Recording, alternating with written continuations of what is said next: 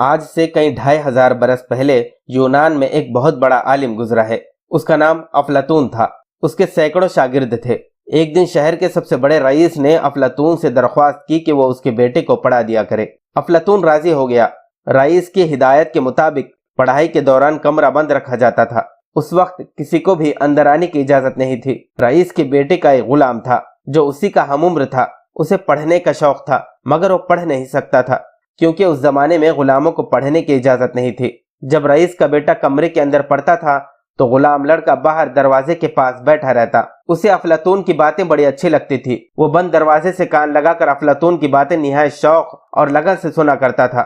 رئیس زادے کو پڑھتے ہوئے جب 1 سال پورا ہو گیا تو امتحان لینے کے لیے اس زمانے کے قاعدے کے مطابق عالموں کی ایک مجلس بلائی گئی۔ افلاطون کے کئی شاگرد بھی وہاں موجود تھے۔ رئیس زادے کو ایک اونچے ممبر پر بٹھا دیا گیا۔ پھر اسے ایک عنوان پر تقریر کرنے کے لیے کہا گیا۔ ایک تو رئیس زادے نے امتحان کی تیاری ٹھیک سے نہیں کی تھی، دوسرا مجلس کا رعب اس پر ایسا طاری ہوا کہ وہ ایک لفظ بھی نہ بول سکا۔ وہ طبیعت کی خرابی کا بہانہ کر کے ممبر سے نیچے اتر آیا۔ افلاطون کو بڑی شرمندگی ہوئی۔ اس نے اپنے دوسرے شاگردوں کو آواز دی، تم میں سے کوئی اس عنوان پر بولنے کے لیے تیار ہے؟ مگر کوئی تیار نہیں ہوا۔ اسی وقت دروازے سے لگ کر بیٹھے ہوئے غلام لڑکے نے نہایت ادب سے کہا، حضور اگر اجازت ہو تو میں اس موضوع پر کچھ بولنے کی کوشش کروں۔ ایک معمولی غلام کی یہ بات سن کر سب کو بڑی حیرت ہوئی۔ افلاطون نے اسے بولنے کی اجازت دے دی۔ لڑکے نے اس عنوان پر ایسی عمدہ تقریر کی کہ لوگ خوشی سے جھوم اٹھے۔ اس واقعے سے خوش ہو کر رئیس نے اس لڑکے کو آزاد کر دیا۔ افلاطون نے اسے اپنا شاگرد بنا لیا۔ یہ معمولی غلام لڑکا بڑا ہو کر ارسطو کے نام سے مشہور ہوا